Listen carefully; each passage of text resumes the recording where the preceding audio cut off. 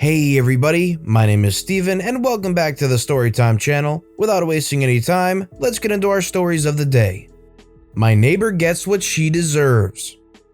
So this happened last week and I am proud of myself for it. I'm English, so I'll spell mom as mum.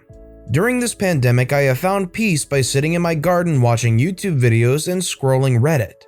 I always sit in my swing chair. A swing chair is a chair mixed with a swing, so you sit and swing without annoying chains or having to go out.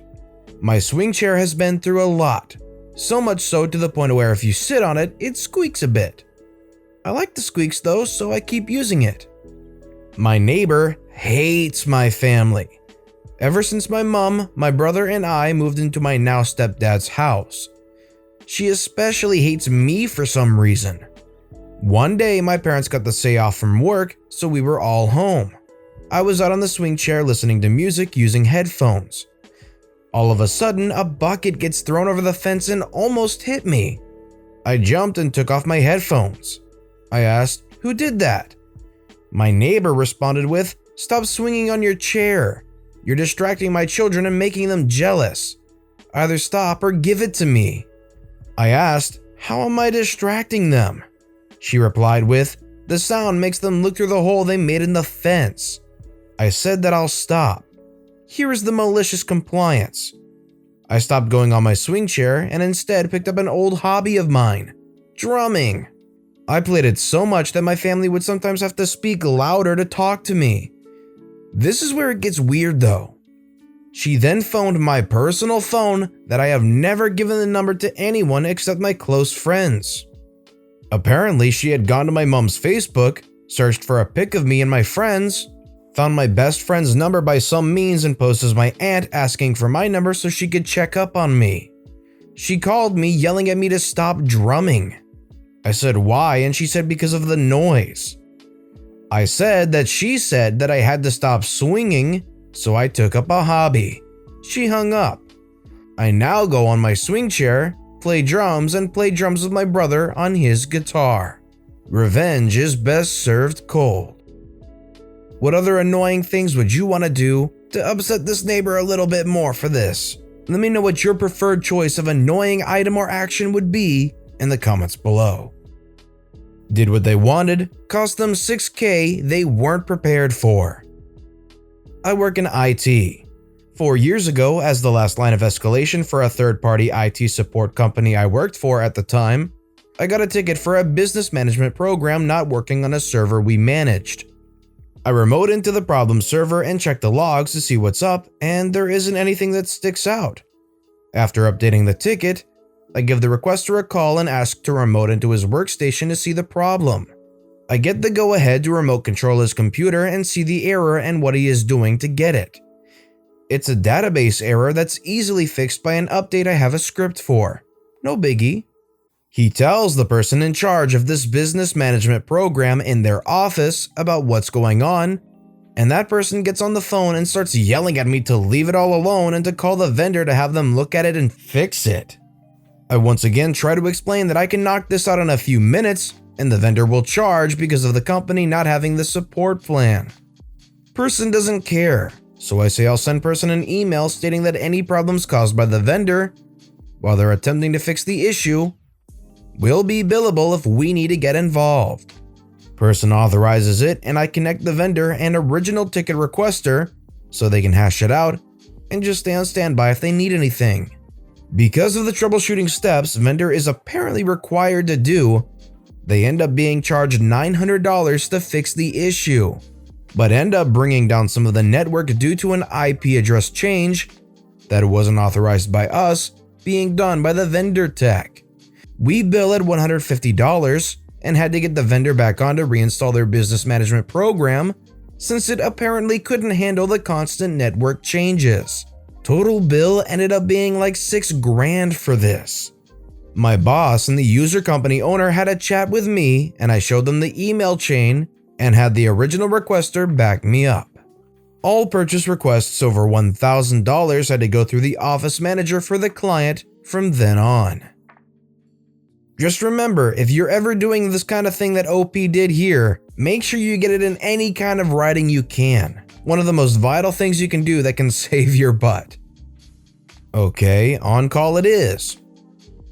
This isn't my story. It was told to me by the brother of the main character. He's a poker buddy, and I was mentioning the sub, and he told me his brother's tale. I have taken some liberties with the dialogue and such to make it more readable. Let's call him Bob. He worked in a law office as one of 2 IT techs. The company had several branches, so there were a few dozen admin people in head office, handling everything from billing to payroll to supplies. You get the idea. All the branches could access the central server or database. Bob's boss was the IT manager, and he resigned to move to greener pastures. There was one other IT tech, but he was on and off the job due to health reasons. So when the IT manager quit, Bob was 90% certain he would get the promotion. Guess again. They rolled his position under the office manager to save the budget for the IT manager's salary. Speaking of budgets, each time Bob performed a task, he would have to record it so that it could be internally billed to the correct department. The office manager had very little in the way of a clue on how to resolve even the simplest IT issues. For those of you who don't know, you need IT people like you need firemen. Not for a fire, but in case there's a fire. Bob had a vacation scheduled, and the office manager was in a bind. If an issue popped up, he wouldn't be able to fix it. Bob said, "No problem, boss. I can handle things on an on-call basis. Just be sure to add roaming to my cell phone as I will be in Mexico." He put it into an email and cited the relevant on-call section of his contract.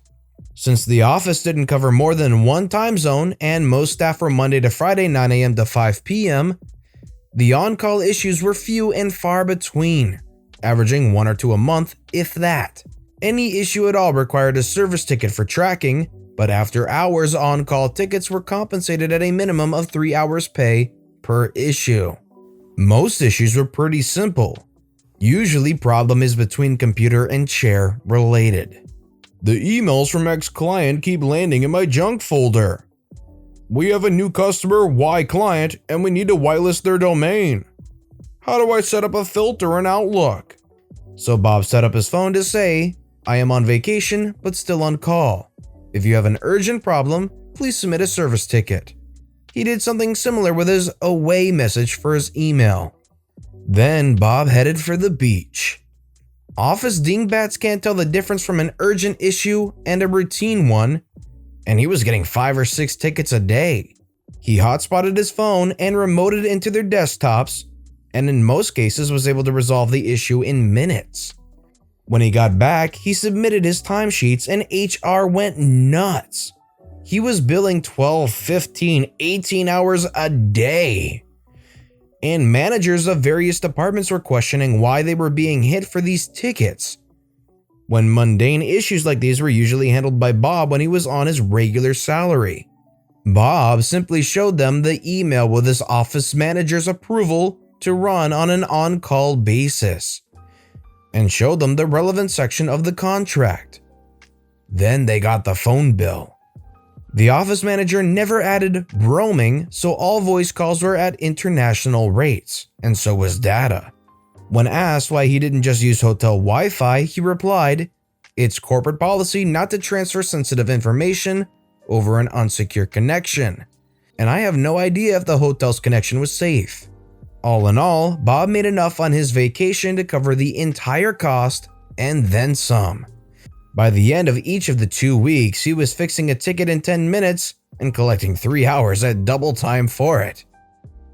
So is the dream, being able to enjoy your time on beaches, fixing small 10-minute problems, and getting paid hand over fist for it.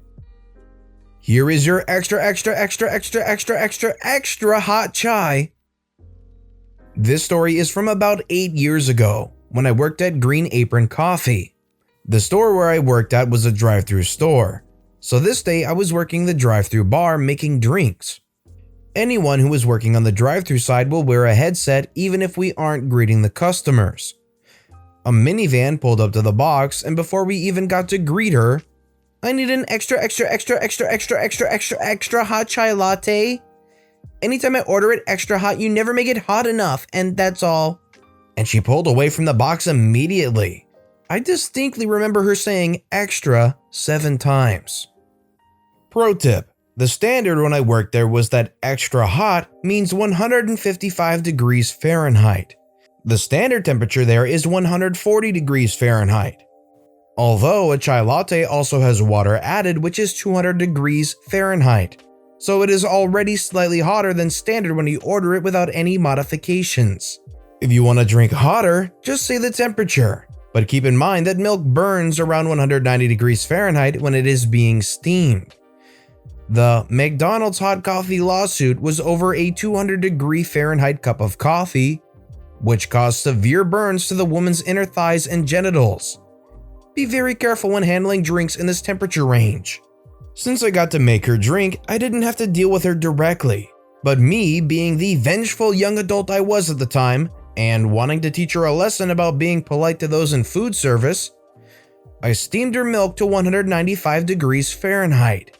How hot is 7 extras exactly? Adding that much steam to milk makes it quite watery with some coagulated proteins on top. The steamer also gets quite loud, allowing it to run at that hot of a temperature. I scooped off the burned portion of her milk, assembled her cup with a chai concentrate, then hot water, and then poured the milk to the top of her cup. I warned my coworker which cup was the hot one. When the customer pulled up to the window, I watched silently in glee as she pulled the stopper out of her cup and immediately tried to chug her 7 times extra hot drink. Her eyes widened as she realized how hot it was, and then she spat out the remainder that was in her mouth. She put the stopper back in her drink, and still with chai on her face turned to us and said, "Thank you so much," then drove off. I can remember almost in slow motion how her face went from surprise to annoyance to acceptance to satisfaction. I could tell she wanted to complain, but she also got exactly what she ordered. Edit: I should clarify, I made her drink at that temperature knowing full well I was violating corporate policy. And I had seen that hot coffee documentary, so I knew that temperature was dangerous. If I had done that and the customer complained, I would have gotten a write-up. But what would she have said? "Excuse me, this drink that I berated your employees to make extra hot was actually extra hot this time." With how rude to the point and like skipping over steps she was, I think it's pretty fair that she got what she ordered. Only paying me for 1 hour's work? Well, alrighty then. A few years ago, I was teaching at a university in the UK as a grad student, and they switched up their payment system for the teaching seminars. The previous system had been that we prepped the seminar, taught the seminar, and were paid for the time it took to do both. We were expected to not be fraudulent in our timesheets, and received a decent level of pay for the work we did, approximately £23 an hour. That rate of pay was pretty cheap compared to faculty, and we often created our own course content, updated old courses, and so on. Quite a few of us actually shortchanged ourselves because, while we did the reading, we weren't expected to and didn't feel right charging for it. Then they changed the system. The university was losing money paying us, and our feedback wasn't top-notch. It wasn't going to be. We only had a morning of training before teaching seminars. HR gathered us in a room and told us all that we would now be paid for 1 hour of prep for every unique hour of seminar, and our pay was dropping to £13 an hour. I stuck my hand up and asked, "So if we prepped for an hour, we should stop prepping and then just teach what we've got?" They conferred at the front of the room and hesitantly replied, "Yes, I suppose that is what we're saying." The next day, we had an email sent around by HR. All faculty would now be required to give us sufficient teaching notes so that we would take an hour maximum to prepare for an hour seminar. Obviously, that didn't happen. As an example, one of the first seminar series I taught under the new structure, my guidance consisted of a brief conversation and passing in the hallway. Without that, I doubt I would have had anything. So, new term, new students. First seminar rolls around. I get through 20 minutes, run out of material, inform the students of the new payment ruling, and say they can either grab a coffee with me or they can leave. Same thing happened in all of my other seminars that week. It's probably worth mentioning at this point that my seminars were not part of the exam material. They were to help with coursework. In the vacated 40 or so minutes of each seminar, I did discuss coursework with the students who stuck around. So I was making sure they weren't losing out. After all, this wasn't their fault and they shouldn't lose out. After my first round of seminars, I think I taught about 60% of the department's students. Some of them found it amusing. Some found it irksome. None complained directly to me about my teaching. I'd made it very clear to them who to contact, and they did. I got called into the office, got asked to explain myself. I did. They told me I wasn't to do it again the next week. I asked for more money to reflect the work I would be doing. They said they would review it. They didn't get back to me before the next round of seminars, so I did the same thing. This repeated for about 6 or 7 rounds of seminars. Each time, the students grew progressively and expectedly agitated. Then, someone went to a national newspaper. An article was published, profiled a couple of different people, quoted me anonymously a few times, private survey that I responded to, and we were all emailed by HR. There would be no changes, they said. We were to all read a blog they had written, they said. We would all be switched to less secure contracts next year, they said, with a temp agency. We were expected to prepare fully for the hour of teaching we were paid to do, and they anticipated that it would take an hour to prepare for an hour. They would take no questions. Every single one of my students that term got a 2-to-1 or higher on their courseworks, 3.3 GPA or higher for those across the pond, and not graded on a curve. I won a couple of teaching awards from students, not faculty, and finished the term dead chuffed with how my students did. I wasn't offered any teaching the next term, nor were the people who had spoken to the newspaper, or anyone else who had taken the same line that I had. It's just unfair working conditions, and it's a shame that it happens to people in these teaching positions that are so vital for students. But with that being said, that's all the stories we have for today, so what I want to know is which of these stories was your personal favorite and why? Let me know in the comments below. And thank you all so much for watching and listening to the Storytime channel. If you haven't yet, please consider subscribing and don't forget to turn notifications on so you'll never miss an upcoming video. Thank you all again for watching and listening to the Storytime channel.